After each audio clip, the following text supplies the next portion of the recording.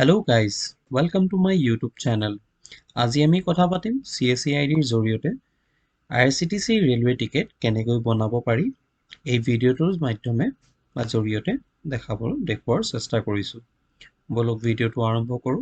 যদি ভিডিঅ'টো চাই ভাল পায় তেন্তে লাইক সাবস্ক্ৰাইব কৰি দিব। প্ৰথমতে আপুনি আপোনাৰ মোবাইল বা ল্যাপটপ বা ডেস্কটপৰ আপুনি ব্ৰাউজাৰটো অন কৰিব, যিকোনো ব্ৰাউজাৰ এটা। মই প্ৰথম মোৰ ক্ৰোম ব্ৰাউজাৰটো অন কৰিছো। অন কৰাৰ লগে ইয়াত মই ওপৰত টাইপ কৰিম URL-ত digitalseva.csc.gov.in। এই ৱেব ব্ৰাউজাৰটোত এন্টাৰ কৰিব। এন্টাৰ কৰাৰ লগে আপুনি সাইডত দেখা পাব আপুনি লগইন বুলি আহিছে। মোৰ অলৰেডি লগইন কৰা আছে। মই ইয়াত কোনো ধৰণৰ ইউজাৰ আইডি পাছৱৰ্ড নিবিচাৰে, অটো লগইন মোৰ লৈ ল'লে। লোৱাৰ পাছত এতিয়া আপোনালোকে ড্যাশবৰ্ডটো আপোনাৰ অন হ'ব। ড্যাশবৰ্ডটো এতিয়া আহি গ'ল মোৰ ইয়াত। ড্যাশবৰ্ডত যেটো সাৰ্চ বাৰটো আছে, সাৰ্চ বাৰত মই টাইপ কৰিম irctc, যেহেতু মই irctc ৰেলৱে টিকেট কাটিম এতিয়া। তো irctc মই সাৰ্চ কৰিম এতিয়া। irctc যেটো আহিলে প্ৰথম যেটো আহিব হেতুকে মই প্ৰেছ কৰিম। তাৰ পিছত দেখা পাব আকৌ লগইন কৰিব কাৰণে আহিছে। লগইনত মই প্ৰেছ কৰিম। লগইনত প্ৰেছ কৰাৰ পিছত আকৌ এবাৰ আহিছে proceed to login। यानी कि আপোনাৰ ইয়াত যি টাৰ্মছ এণ্ড কণ্ডিশ্যনত সিলেক্ট কৰিব গৈছে, য'ত লিখা আছে যে আপোনাৰ irctc টিকেট কাটিবৰ কাৰণে যিটো ৰুলছ এণ্ড ৰেগুলেশ্যন এখিনি আপুনি জানে নে নাজানে। তো এখিনি মই পঢ়া আছে, তো আপুনি পঢ়ি ল'ব এখিনি। proceed to login মই ক্লিক কৰিলো।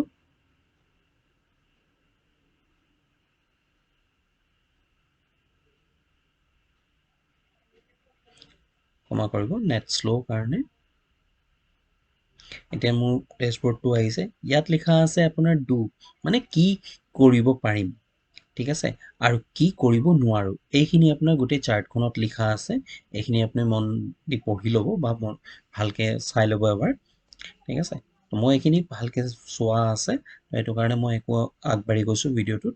এতিয়া তলত দেখা পাব আই এগ্ৰি বুলি আহিছে। এগ্ৰিত ক্লিক কৰিলো। ক্লিক কৰি মই সাবমিটত ক্লিক কৰিলো।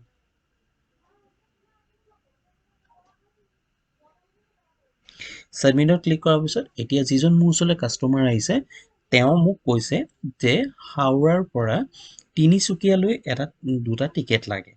তো মই ফৰ্মত লিখিম হাওৰা।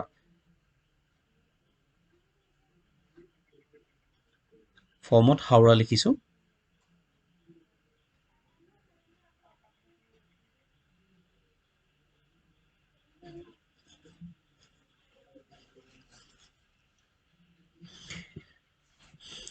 যেহেতু মই এইটো কোডটো বিলাক নাজানো, মই এইটো হাওৰাটোৱে লিখিছো। হাওৰা জংচন আহি গ'ল গৈ ইয়াত। এতিয়া টু এনেকে কলৈকে যাব, তো মই নিউ তিনচুকীয়া, তো মই নিউ লিখি মই TI যেতিয়া লিখিলো, নিউ তিনচুকীয়া আহি গ'ল গৈ, সিলেক্ট কৰিলো। এটা মোক কাষ্টমাৰজনে ক'লে যে এইটো মে চলি আছে, মে মাহৰ আপোনাৰ এপ্ৰিল চলি আছে, মে মাহৰ 2 তাৰিখে টিকেটটো লাগে। তো 2 তাৰিখটো মই সিলেক্ট কৰিলো। অল ক্লাছেছ যেনেকৈ আছে তেনেকৈ থাকিব লাগিব। এতিয়া সাৰ্চ কৰিব আপুনি। সাৰ্চ কৰিব। এতিয়া যেটো দেখা পাইছে সাৰ্চত জেনেৰেলত আছে, তিনটা অপচন আছে, জেনেৰেল, তৎকাল এণ্ড লেডিজ আছে। মই জেনেৰেল থাকিব দিছো। সাৰ্চত মই ক্লিক কৰিলো। সাৰ্চত ক্লিক কৰাৰ পিছত এতিয়া দেখা পাব আপুনি সেই দিনটোত যিমান কিখন ট্ৰেইন আছে গোটেইখিনি চাৰ্টটা ওলাই পাব। মোৰ ক্ষেত্ৰত এখনেই ট্ৰেইন আছে, এখন দেখা পাইছো, এইটো কাৰণে কামৰূপ এক্সপ্ৰেছ। এতিয়া প্ৰথমতে মই চালো, মই ছেকেণ্ড এচিত মই দেখা পালো যে ৱেটিঙত আছে। থাৰ্ড এচিত চালো, থাৰ্ড এচিটো ৱেটিঙত আছে। তো কাষ্টমাৰে ক'লে স্লিপাৰত এবাৰ চাই লওক। স্লিপাৰত চালো। স্লিপাৰত যিহেতু দেখা পালো মই RACত আছে, তো কাষ্টমাৰে ক'লে স্লিপাৰতে মোক টিকেটটো দি দিয়ক। তো স্লিপাৰত মই দেখা পাইছো এইটো টিকেটটো টেনশ্যন বুলি আহিলে এইটো ক্লিক কৰিব। কাষ্টমাৰ নেম বিচাৰিছিলে, কাষ্টমাৰ নেমটো মই দিলো। কাষ্টমাৰ নেম দিলো। তাৰপিছত এজ বিচাৰিছে, এজ দিলো মই। দিয়াৰ পিছত এতিয়া জেণ্ডাৰটো সিলেক্ট কৰিলো। এতিয়া বাৰ্থ প্ৰিফাৰেঞ্চ কৰিছো। বাৰ্থ প্ৰিফাৰেঞ্চত মই প্ৰিফাৰেঞ্চ এটা কৰি দিলো। কাষ্টমাৰে ক'লে আৰু এটা টিকেট আছে, সেই তেখেতৰ কৰি দিওঁ লগতে। তেখেতৰ নামটো দিলো মই। তাৰপিছত এজটো দিলো মই। এজটো দিলো। এজটো দিয়াৰ পিছত জেণ্ডাৰ সিলেক্ট কৰিলো। জেণ্ডাৰ সিলেক্ট কৰাৰ পিছত বাৰ্থ প্ৰিফাৰেঞ্চটো নকৰিলো, কৰি দিলো মই। তাৰপিছত এইটো এড পেছেঞ্জাৰত মই ক্লিক কৰিলোঁ। এড পেছেঞ্জাৰ ক্লিক কৰাৰ পিছত এতিয়া কাষ্টমাৰ মোবাইল নম্বৰটো বিচাৰিছে। কাষ্টমাৰ মোবাইল নম্বৰটো মই দিলোঁ। ইয়াত আপোনালোকে এটা মোবাইল নম্বৰ আৰু এটা ইমেইল আইডি দেখা পাব, যিটো CSE ভেলিড হয়, কিন্তু কাষ্টমাৰ মোবাইল নম্বৰ আপোনালোকে দিব। আৰু লগতে জনাই থওঁ, যিসকলে ট্ৰেইনৰ টিকেট কৰিবলৈ আহে CSE কেন্দ্ৰত, তেখেতৰ আধাৰ কাৰ্ড নতুবা আপোনাৰ ভোটাৰ কাৰ্ডৰ জেৰক্স এটা লৈ থ'ব আপোনালোকে। এইটো কাষ্টমাৰ মোবাইল নম্বৰ মই দিলোঁ। তাৰপিছত অটো আপগ্ৰেডেশ্যনৰ এইটোত মই টিক কৰি থ'লোঁ। তাৰপিছত এইটো কাষ্টমাৰৰ ট্ৰেভেল ইঞ্চুৰেঞ্চটো দৰকাৰ, এইটো দি মই চবকে কৰি দিওঁ। 35 পইচা যায়, 35 পইচাৰ কাৰণে এইটো কৰি দিওঁ। কণ্টিনিউত মই ক্লিক কৰিলোঁ। ক্লিক কৰাৰ পিছত ইয়াত দেখা পাইছে 2জনৰ ব্যক্তিৰ নাম আহি গ'ল। এতিয়া মই আপোনাৰ পে' কৰাৰ আগতে মই মোৰ CSE ৱালেটত কেইটকা আছে মই চাই লৈছোঁ। মোৰ সম্পূৰ্ণ টকাখিনি হ'বনে? দেখা পালোঁ সম্পূৰ্ণ টকা নাই। এতিয়া CSE ৱালেটত মই পইচা অলপমান এড কৰিলোঁ। এড কৰিবৰ কাৰণে প্ৰথমতে মই হিচাপটো কৰি ল'লোঁ যে কিমান মোৰ আৰু ভৰাব লাগিব। তো এতিয়া প্লাছ মাইনাছ কৰি মই যিটো ভৰাব লাগে সেইটো মই ভৰাই লৈছোঁ। এতিয়া প্ৰথমতে পইচাটো ভৰালোঁ, চেক কৰি লৈছোঁ এবাৰ।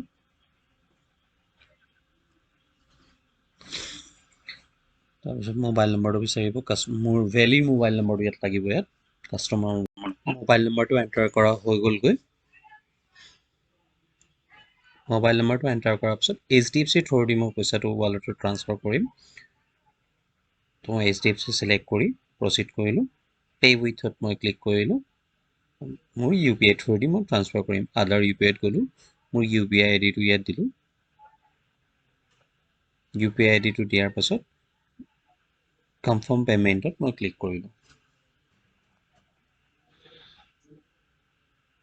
বাকী আপোনাৰ UPI থ্ৰুদি যদি আপোনাৰ পে'মেণ্ট ৱালেটত কেনেকৈ কৰিব লাগে, এইটো যদি আপোনালোকে জানিব বিচাৰে তো কমেণ্টত জনাব। মই সম্পূৰ্ণ ভিডিঅ' এটা কৰি আপোনালোকক মই আকৌ ভিডিঅ' এটা মই দিম, কমেণ্ট কৰি জনাব।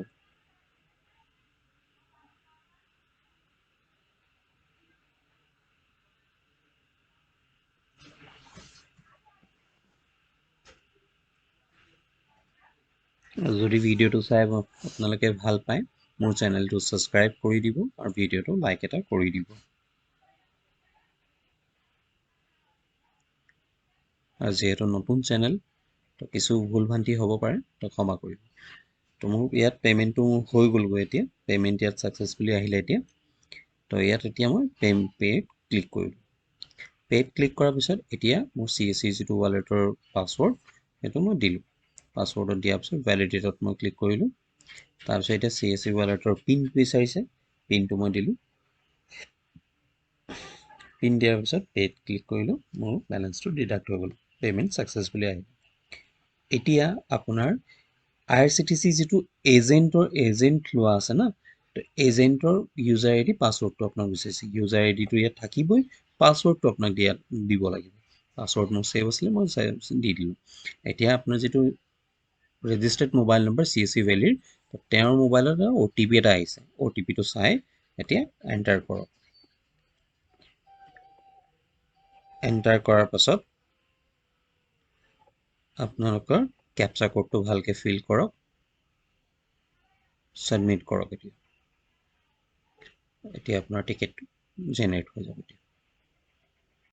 অলপ সময় ৱেইট কৰিবলগীয়া হৈছেগৈ, টিকেট জেনেৰেট প্ৰচেছতে। ইয়াত টিকেটটো আমাৰ হৈ গ'লগৈ। ইয়াত লিখা আছে congratulations, you have successfully booked your ticket বুলি আহিলে। এতিয়া কাষ্টমাৰক প্ৰিণ্টৰ ইয়াত যিটো চিম্বলটো দেখা পাইছে আপুনি, প্ৰিণ্টৰ চিম্বলটোত ক্লিক কৰিলে তাৰপৰা টিকেটটো ইয়াত তেখেতৰ আহিলে। তো কাষ্টমাৰে ক'লে মোক প্ৰিণ্ট দিব নালাগে, মোক PDF কৰি মোক চাইন কৰি দিয়ক। তো মই প্ৰিণ্টত ক্লিক কৰিলোঁ। ক্লিক কৰাৰ পাছত ইয়াত মই এইটো মাইক্ৰ'ছফ্ট PDF বুলি আহিছে, তো তাতে মই চিলেক্ট কৰি প্ৰিণ্টত মই ক্লিক কৰি দিলে, তো এতিয়া মোৰ PDFটো মোৰ জেনেৰেট হৈ যাব। এতিয়া নাম এটা দি ছেভ কৰি দিলোঁ। ছেভ কৰাৰ পিছত কাষ্টমাৰক মই পঠিয়াই দিম। এতিয়া আশা কৰোঁ ভিডিঅ'টো চাই ভাল পাইছে। যদি কিবা জানিবলগীয়া আছে বা যদি কিবা অসুবিধা পাইছে, দেন মোৰ কমেণ্টত কমেণ্ট কৰিব পাৰে। আৰু ইয়াৰ সম্পূৰ্ণখিনি লিংক মই আপোনালোকৰ ডেছক্ৰিপশ্যনত প্ৰভাইড কৰি দিম যদি অসুবিধা পায় জনাব পাৰিব কমেণ্ট কৰিব পাৰিব আৰু যদি ভিডিঅ' চাই ভাল পায় তেন্তে চেনেলটো ছাবস্ক্ৰাইব কৰি দিব আৰু ভিডিঅ'টো লাইক কৰি দিব